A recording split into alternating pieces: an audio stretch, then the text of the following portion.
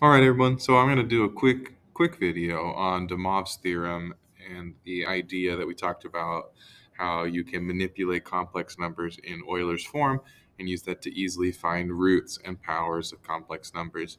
And I've got Desmos here to help us visualize what's going on. And so what I'm going to do is just start with a complex number. Let's start with our favorite complex number, which of course is I itself. If I want to represent I on the coordinate plane, what I'm going to do is put a dot just at one step above the origin right there. This is the point 0, comma 1. That translates to 0 plus 1 I, or I could translate it in Euler's form to e to the I. Um, times the angle, and the angle there is pi over 2, because we measured the angle from the positive x-axis. Now, if I look at what z squared is, that's I squared. By definition, that's negative 1, so that gives me a point over here, representing the point negative 1, comma 0, or as negative 1 plus 0 I, or as e to the I pi. If I do z to the third power, I would get negative I, because I just multiply by another copy of I. That comes down here to the point 0, comma negative 1. In other words, 0 plus negative 1 I. In other words, e to the I times 3 pi over 2. And then, of course, if I do z to the fourth, I get back to positive 1. Right here, 1, comma 0, 1 plus 0 I, e to the I times 2 pi. What I want you to notice is that all of these values lie on the circle with a radius of 1. And this gives us an idea, an intuition, a hope that when we multiply complex numbers, we are rotating them. And that if we notice what really happened is that each time you took the power there, what ended up happening is the original angle of pi over 2 got multiplied. So it got multiplied by 2 to become z squared. It got multiplied by 3 to become z to the third, and it got multiplied by 4 to become z to the fourth.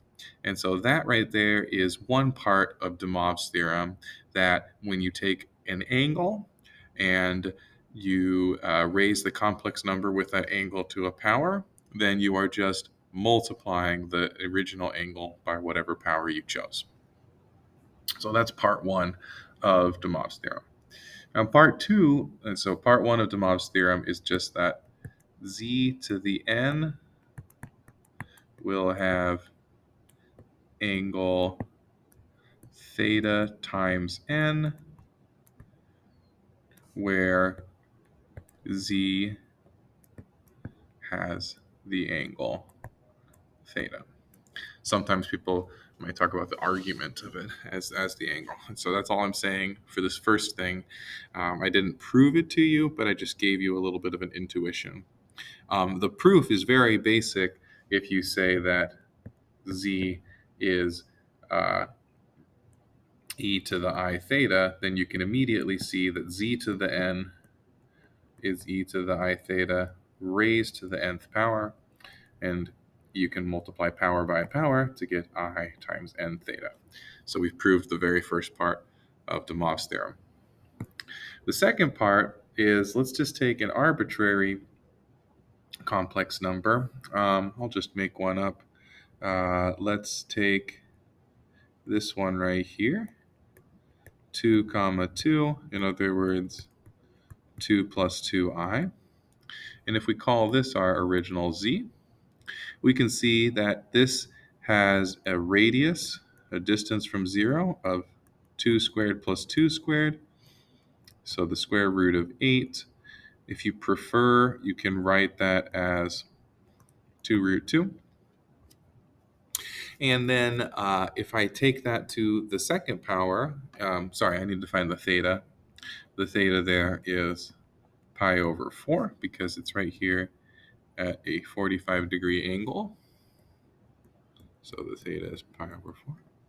And so I could write this as 2 plus 2i, or I could write it as 2 root 2 times e to the I times pi over 4. If I square that value, if I multiply that by itself, I can do it in either form. I can do it in Cartesian form, where I square it, and then I just need to distribute some things out. So that gives me 4 plus 8i minus 4. So the 8i comes from this 2 times 2 and that 2 times 2i. The minus 4 comes from 2i times 2i. And that just gives me the value of 8i. So you can see what happened here is my original complex number had a 45-degree angle, and now my new complex number has a 90-degree angle. So I zoomed out so that I was able to show this here, but my original complex number was right here, 2 comma 2. My new complex number is right there at 8. So we had pi over 4 as our original angle. Now we have pi over 2. So the rotation idea is still happening.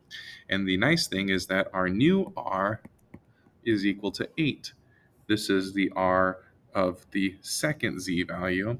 And if you notice, the r for my first z value was square root of 8. If you square that, you get the r for the next one. And I could take this now and multiply it by another 2 plus 2i, and I would get my new complex number, 16i plus 16i squared, which is negative 16 plus 16i. I'm not going to be able to fit it, but I hope you can see how this is going off at a 45-degree angle, shooting off in that direction. So my rotation idea continues, and the new r value is just going to be the square root of 16 squared plus 16 squared, which, if you compute that, is just I guess you have 2 root 16, and so this just becomes 8 times the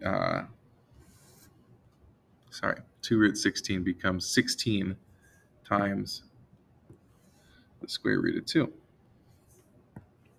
And 16 times the square root of 2 is the same as taking my r2 and multiplying it by r1. It's also the same as taking my r1 and raising it to the third power right there.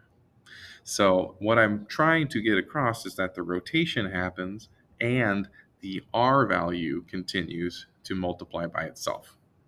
So it's a lot easier, again, if you see this in Euler's form. If I take my original complex number and square it, then I would get 4 times 2 for the r. 4 times 2, that matches up with 8. And if I take my angle and double it, I get pi over 2, and that's matching up with my angle number 2. If I take my original r value and cube it, I get 16 root 2. And if I take my original angle and multiply it by 3, I get right here 3 pi over 4.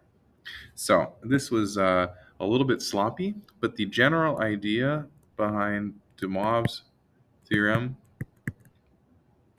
is that if z is r e to the I theta, then z to the n is r to the n e to the I n theta, and the nth root of z is the nth root of r times e.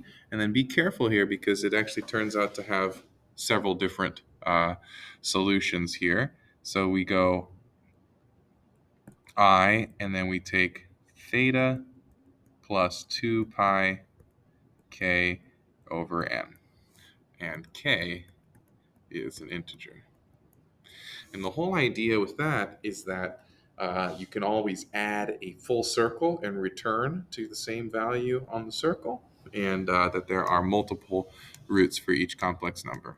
So what I'm going to do is actually I'll take this idea here and make a separate video for it, and show you a little bit more about why do we have this 2 pi k idea. But I'm going to leave this video as is for kind of getting the intuition for why multiplying by itself just rotates and multiplies the radius.